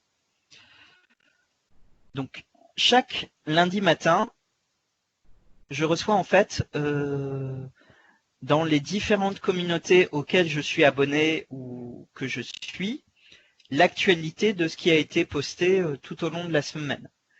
Éventuellement, s'il y a ce qu'on appelle des annonces de communauté, ça peut venir avant même le résumé hebdomadaire. Donc là, moi, je suis, par exemple, dans un groupe qui s'appelle Decentralization and Local Governance. J'ai quelques publications qui sont venues. Dans Digital Governance, Digital Learning, alors là, il y a beaucoup de choses qui se passent. Il y a peut-être parmi vous des gens qui sont ce qu'on appelle des Digital Pioneers. Là, il y a une communauté très active qui publie beaucoup de choses, beaucoup de trucs et astuces. Un des mots les plus utilisés et les plus prolixes sur lesquels on trouve le plus de contenu actuellement sur IDA, c'est cette thématique transverse qui est le genre. Et puis généralement, donc il y a peut-être encore timidement une ou deux publications au niveau de la GIZ Bénin chaque semaine, mais peut-être que après cette formation, vous aurez envie, vous aussi, de partager des actualités sur votre programme. Voilà en gros ce que je voulais partager avec vous par rapport à ce réseau social qui est IDA. Et je préfère répondre aux questions éventuelles pour vous permettre de mieux me guider et en espérant avoir été clair jusqu'ici. Merci Mathieu, merci pour ce voyage à travers IDA. Il n'y a pas eu de questions dans le chat, mais chers collègues, vous pouvez directement les poser avant que Mathieu ne parte. Ce serait toujours bon. Merci. Ok, merci. Merci. Moi, c'est Alphonse. Donc, j'ai déjà posé mon problème. Parfois, quand la page IDA s'affiche, après ça disparaît, ça m'envoie ce message d'erreur que je vous ai envoyé là. Alors, il y a peut-être un défaut dans la programmation de IDA qui fait que des fois, le temps d'affichage et de rafraîchissement est très aléatoire et même quand on est au siège à Eschborn, c'est pas forcément bon. Alors, vous, c'est carrément the current user does not have a busy user profile. Donc là, plutôt, ça semblerait dire que vous avez jamais trop utilisé IDA et peut-être qu'il faut commencer par valider votre profil utilisateur. Je suis pas passé par cette étape parce que je l'ai fait il y a bien longtemps et j'avoue que je me souviens plus trop comment ça se passe. Oui, Mathieu, par rapport à ce problème, c'est vrai, il y a des collègues dont les adresses ont eu des difficultés ces derniers temps. Ça a été débattu au niveau de notre forum IPA Leaders. Et il y a des adresses comme ça qui ont du mal à faire. C'est un problème au niveau de Microsoft qu'ils essaient quand même de régler. Il en est de même aussi pour les réunions sur MS Teams. Ça aussi, c'est arrivé même ce matin encore. Il y a des collègues qui n'ont pas accès au chat ou bien qui pètent. Vous voudriez bien nous donner vos noms, vos adresses, bien nous contacter. On va leur envoyer vos coordonnées pour qu'ils puissent régler ces problèmes-là. On a reçu cette information ce matin de l'équipe IDA.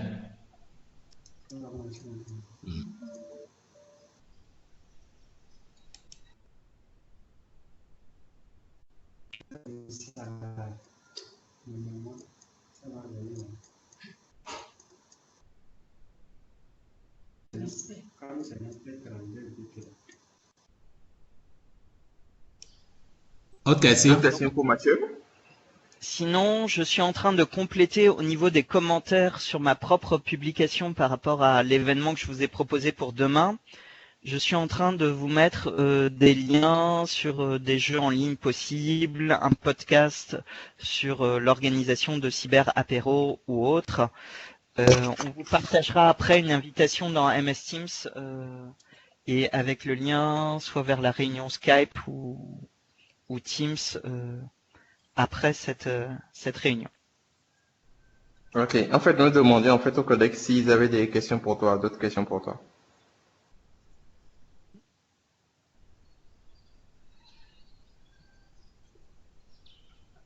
Et si vous êtes habitué de Facebook, en fait, et que vous réussissez à faire dans votre tête l'analogie, IDA, c'est un peu pareil.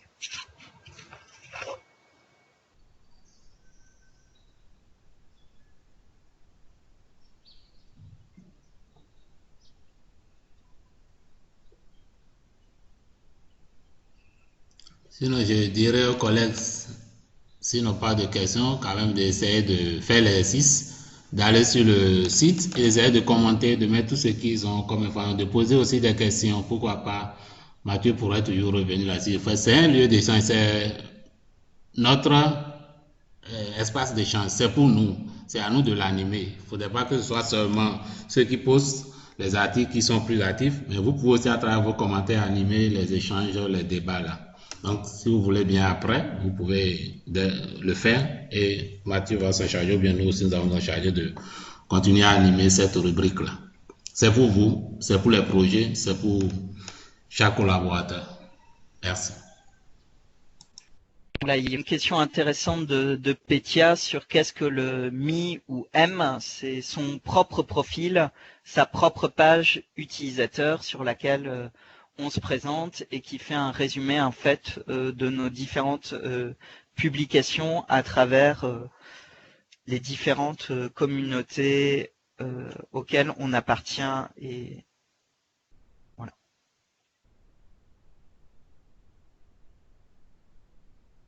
Et donc souvenez-vous, OneDrive c'est pour vous-même, Teams c'est pour nous en tant qu'équipe, un peu plus privé, et IDA c'est beaucoup plus public et pour de la communication beaucoup plus large et pour potentiellement créer des liens comme vous avez vu avec la GIZ Maroc. Ça c'était quelque chose de tout à fait inattendu. Ils ont vu passer une de mes publications, ils l'ont réutilisée, ils ont animé leur journée genre avec le quiz que j'avais partagé. Il y a une question de Madame Apovo-Petia qui dit: et si je trouve des choses postées par d'autres personnes dans cette page, est-ce normal? Je ne sais pas trop ce qu'elle veut dire. Si elle peut... Dans la page la page utilisateur, théoriquement non.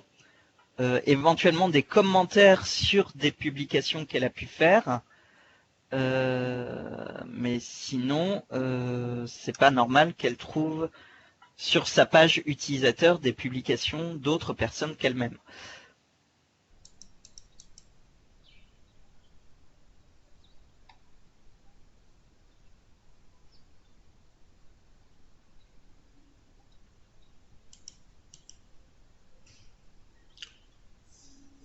Autre question, chers collègues?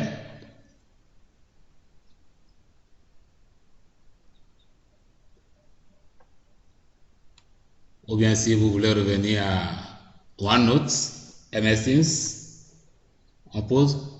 Peut-être que Mathieu ne pourra pas rester jusqu'à la fin. Le débat est ouvert pour toute la présentation de ce show. Bonjour, monsieur Mathieu. Bonjour. Oui, comment vous allez? Ça va, merci. Merci bien pour la présentation. J'ai une préoccupation. Quand je suis sur la page IDA et je veux rechercher les groupes, et donc on me présente la loupe.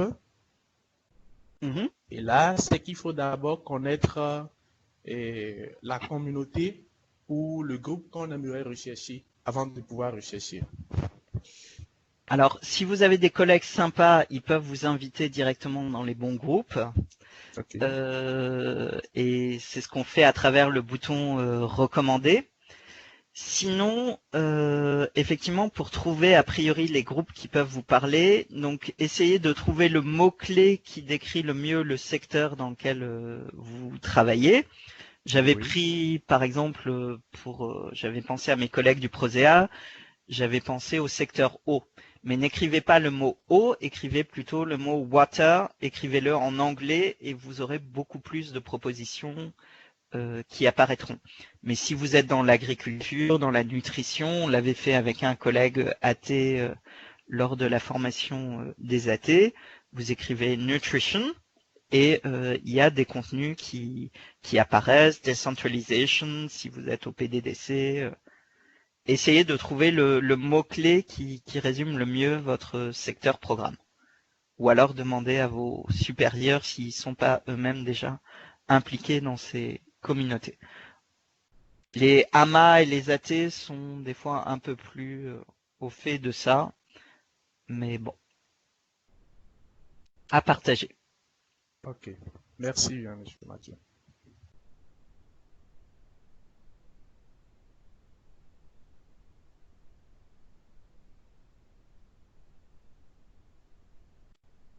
S'il n'y a plus de questions par rapport à Ida, peut-être nous allons répondre aux deux questions qu'on avait eues par le chat par rapport au OneNote. On fait comme ça. Mathieu et Monsieur Valia. Je vous pose une dernière question pour vous inviter demain au Cyber 1er mai. Est-ce que vous préférez une invitation MS Teams ou une invitation Skype? Le sondage est ouvert. Mais on peut prendre en même temps les questions pour Raoux sur la partie OneNote, en espérant que vous n'ayez pas tout oublié du début de cette formation.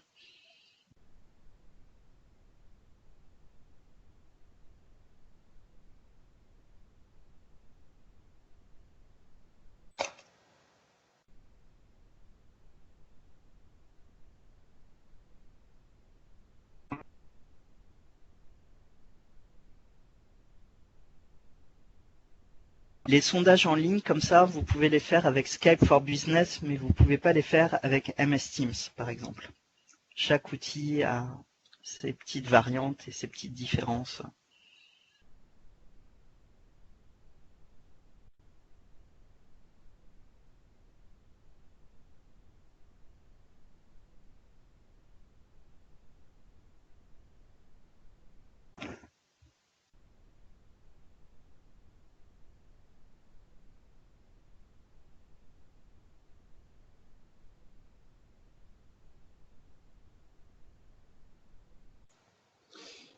Il n'y a pas trop de réactivité par rapport au sondage. Nous sommes 51 participants, mais là on a quand même 17 répondants. 17 51.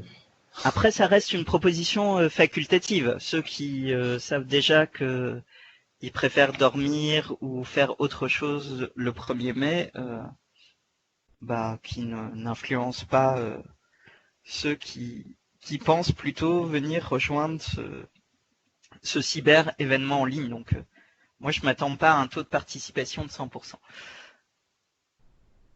Mais si on est déjà 20 demain, c'est déjà pas mal. Parce qu'en fait, pour revenir sur la question de Odalis, par rapport à comment créer un OneNote, je dois en fait refaire le partage de mon écran. Ok, dans ce cas-là, je vais quitter l'outil de sondage. J'ai déjà une tendance plus forte sur MS Teams, donc l'invitation sera faite sur MS Teams. Ok, très bien, et bonne fête du travail à ceux que je ne reverrai pas demain, sinon rendez-vous demain. Merci Mathieu.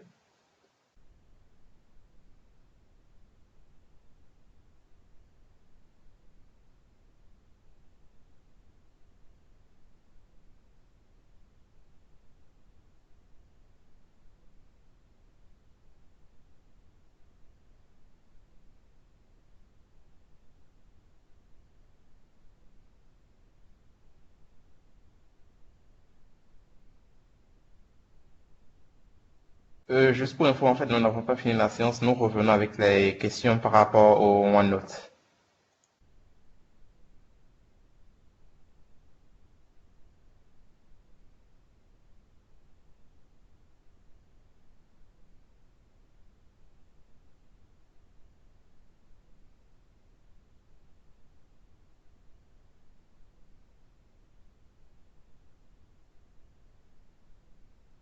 J'espère que vous voyez tous l'écran.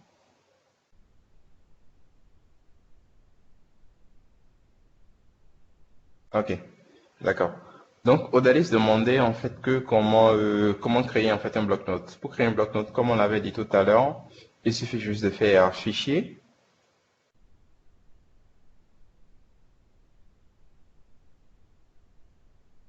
puis de faire nouveau.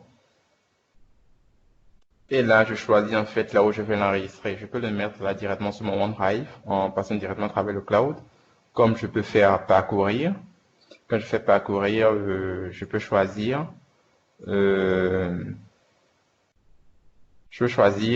toujours mon OneDrive en le mettant dans mon dossier en local du OneDrive, comme je peux le mettre ailleurs sur mon PC en local. Et comme je le disais tout à l'heure, en fait, quand je le mets sur mon PC, quand ce n'est pas dans mon dossier OneDrive en local, ou bien quand ce n'est pas directement sur le cloud, là, je ne pourrais pas y avoir accès à travers le OneNote Online ou à travers MS Team. Donc, en fonction de l'usage que vous aurez à faire plus tard de votre note, de vos prises de notes, sachez où l'enregistrer en fait. Donc là, j'ai juste à choisir un dossier ou mettre le nom que je veux. Je fais juste créer et automatiquement ça se crée et ça se rajoute à la liste de mes blocs-notes là. Après, je peux créer des sections, des pages. J'espère avoir répondu à la question.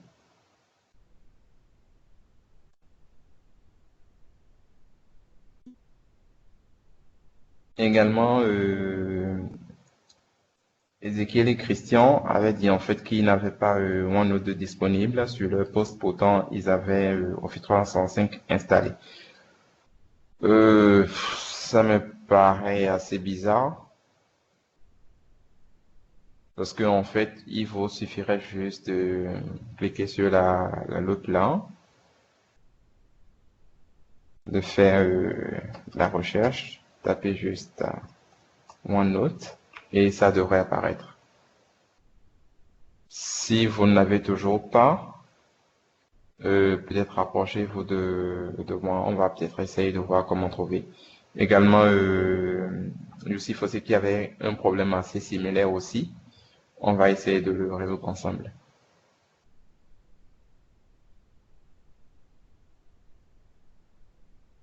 Sinon, d'autres questions? Dans le chat ou directement en ouvrant le micro.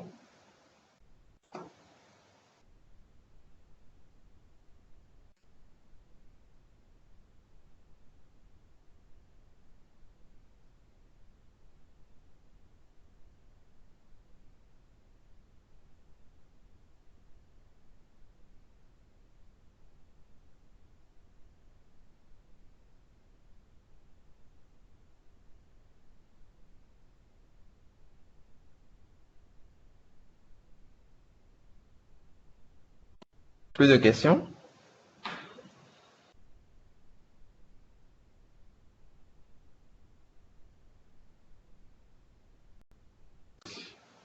Si on n'a pas de questions pour l'instant, je vais essayer une manipulation dont Youssif avait parlé aujourd'hui. Tôt, je l'avais encore jamais essayé. Je suis bien tenté de le faire.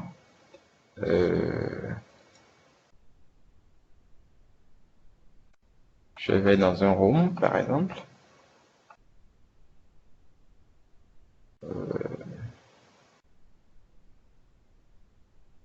L'application Teams s'est plantée apparemment.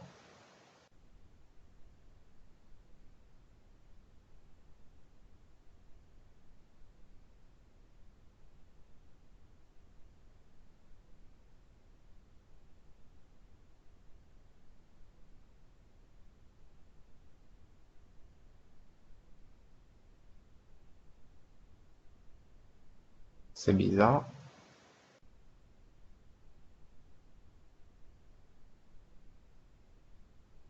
Ok.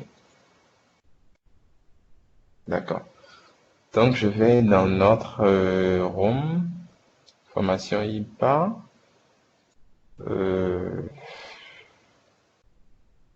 Je prends le canal logistique, par exemple. J'essaie d'ajouter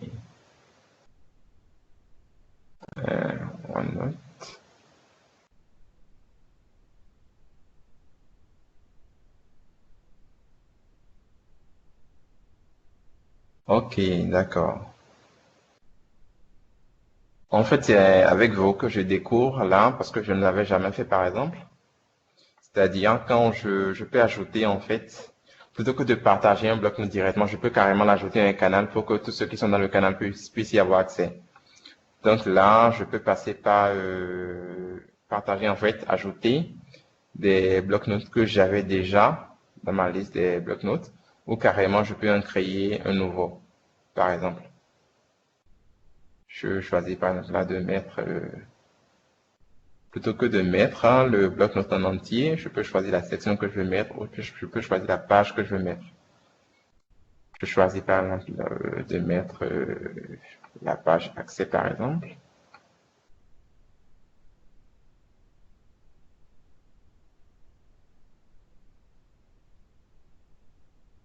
Ça, c'est très intéressant. Je ne l'avais jamais essayé.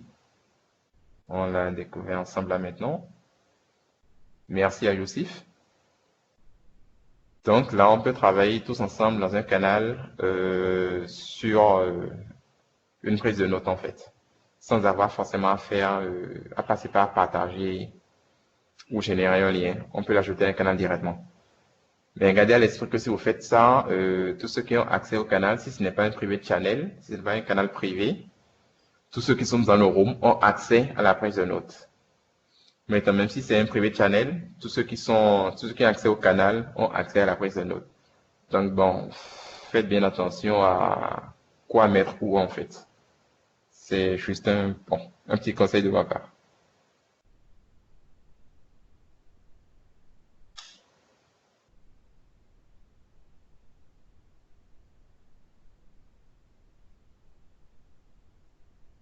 Des questions?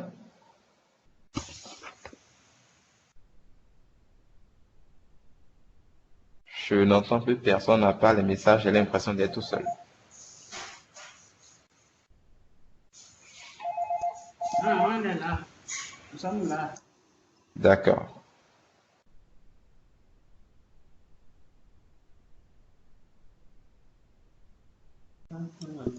Klaus, Oui?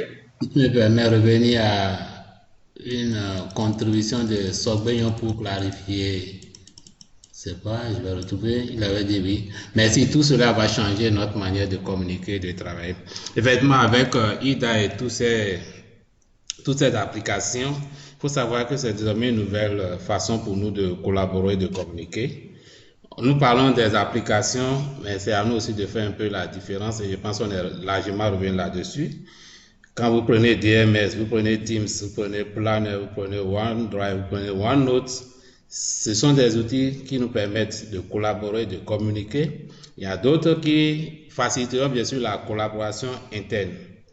Quand vous prenez aussi les nouvelles manières de stocker, nous avons toujours DMS, nous avons le SharePoint et le OneDrive qui sont à disposition pour nous permettre cette nouvelle façon de collaborer, de communiquer ou de stocker nos documents. Effectivement, ça change un peu les habitudes.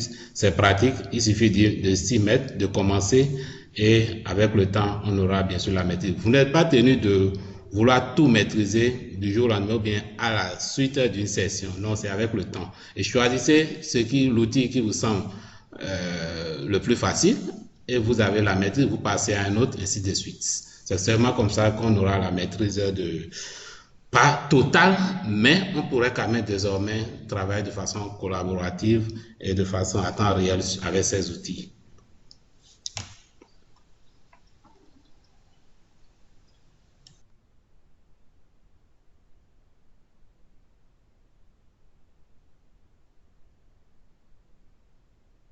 Merci, M. Vadia, pour la contribution.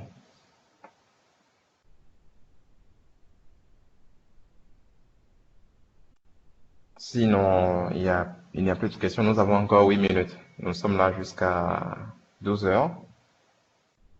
Donc, si vous avez des questions par rapport au OneDrive, au OneNote, MS Team Planner, il y a Tibius qui a demandé où placer le OneDrive Business pour le télécharger. On a eu à faire une séance le mardi dernier par rapport au OneDrive. nous allons diffuser en fait un guide par rapport au OneDrive et également l'enregistrement de la séance que nous avons eu à faire, la session plutôt que nous avions eu à faire le mardi. Mais déjà, je vais essayer de retrouver le lien de téléchargement du OneDrive que je vais mettre dans le chat.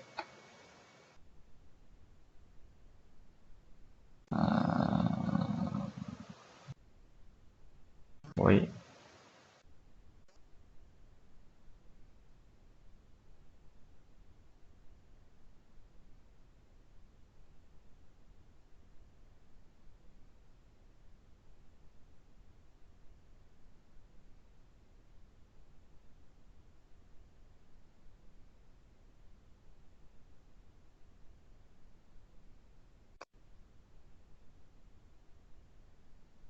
Donc, je viens d'envoyer le lien de téléchargement du OneDrive for Business.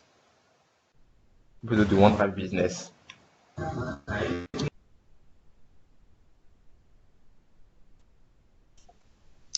House, Oui.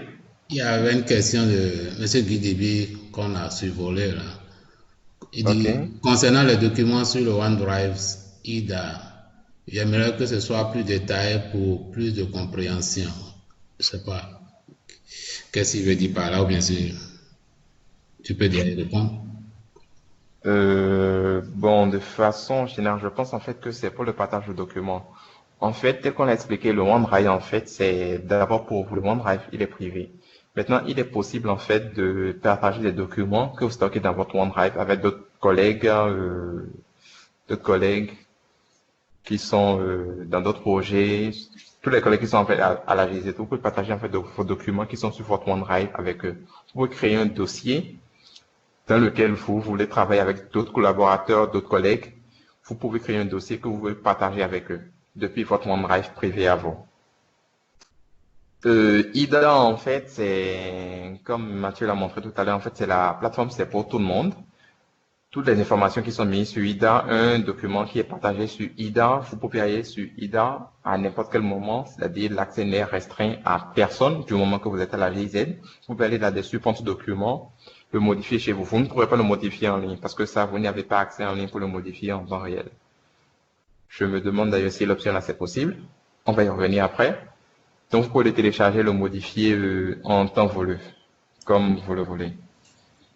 Le OneNote, il est pour vous, c'est d'abord privé aussi, mais comme nous l'avons vu aujourd'hui, c'est possible aussi de partager en fait vos prises de notes avec des collègues, que ce soit le bloc-notes, que ce soit une section ou une page.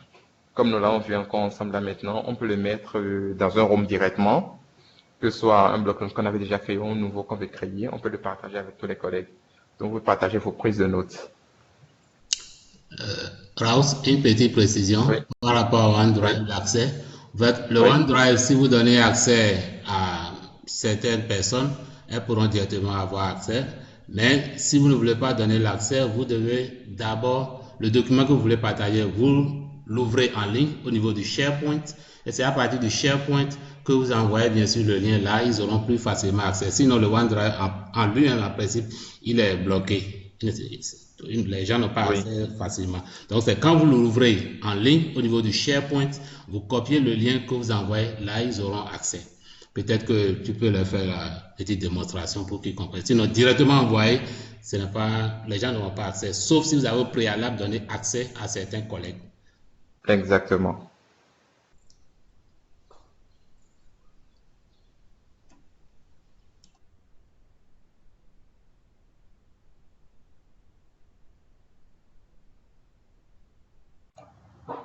Allô Raouf, bonjour. Oui, bonjour.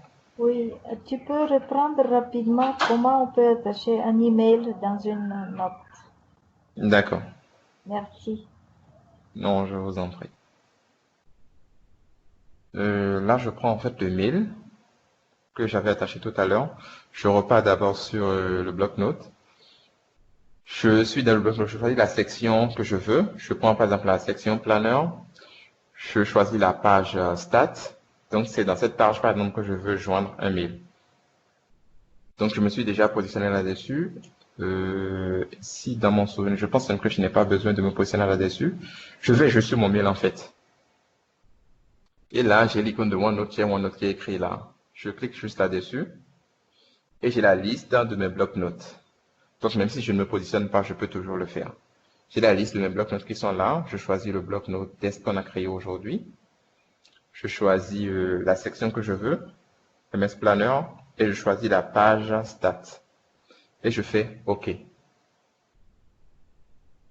Donc, je vois automatiquement le mail qui s'ajoute à ma page.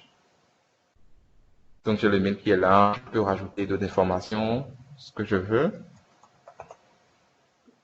Je peux rajouter plein de choses sur la même page. Donc, c'est à moi de voir. Je peux encore ajouter d'autres mails dans la même page.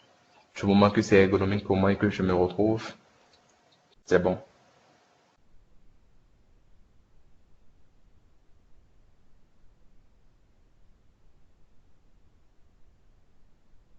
Merci beaucoup. Je vous en prie. Donc, c'est assez intuitif, tout comme Microsoft Word. C'est possible aussi d'avoir des tableaux Excel là-dedans. C'est pratique.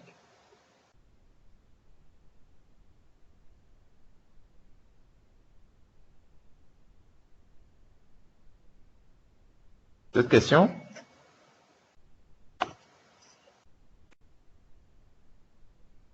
La première présentation qu'on avait faite par rapport au OneNote, on avait eu des soucis de connexion. Et je me rappelle bien que les collègues avaient dit que c'était à cause de ces soucis qu'il n'y avait pas beaucoup de questions. Là, on devrait normalement avoir beaucoup de questions. N'est-ce pas, Monsieur Wadia?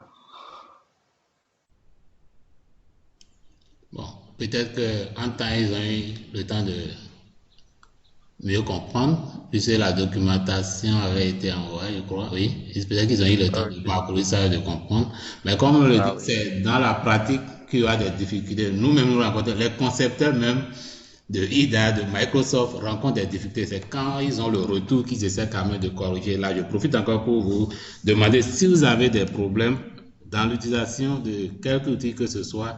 Revenez-nous. Si nous avons la solution, on vous donne, parce qu'on échange régulièrement chaque 2 semaines pour voir un peu les problèmes qui peuvent survenir. Si nous n'avons pas la solution à notre portée, nous, au niveau local, nous la remontons au niveau de l'équipe IDA et ils essaient aussi de trouver la solution. Si nous n'avons pas, ils remontent au niveau de Microsoft Teams et ils nous reviennent pour dire voici comment ça peut être réglé tel problème.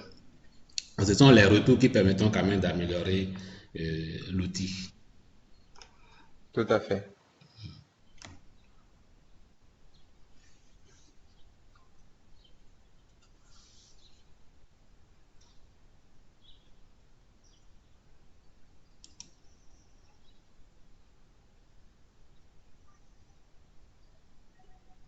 S'il n'y a plus de questions, oui.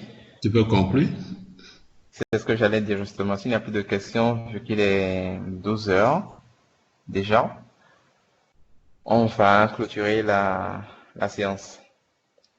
Donc encore merci à tout un chacun pour avoir suivi la séance et merci aux contributions, puisque c'est grâce aux contributions qu'on arrive à s'améliorer nous-mêmes. Si vous avez des questions, comme Wadia l'a dit, ou si les collègues ont des informations, ils peuvent toujours le partager avec tous les autres. C'est, comme on le dit, la législation, c'est d'abord un outil d'échange. C'est fait d'abord pour échanger. Donc, on attend vos retours si vous avez des questions. Si tout va bien, c'est super, c'est ce qu'on veut aussi. Et bon après-midi à tous et agréable suite de journée. Les enregistrements, vous les aurez postés sur IDA. Dès que c'est bon, on va vous faire signe. Et n'oubliez pas le rendez-vous de demain avec Mathieu pour une séance de détente.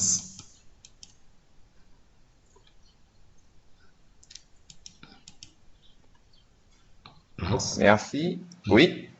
Vas-y. Non, j'allais juste dire merci. Et comme vous l'avez dit, les vidéos seront en ligne. Il y aura une page spécialement pour ça et en local pour nous. Par rapport au Bénin, vous aurez les vidéos, les fichiers qu'on a conçus pour aider tout un chacun à prendre en main les applications. Vous aurez tout en ligne. Monsieur Wadia va envoyer un mail par rapport à ça plus tard. Et encore merci à tous et bon appétit.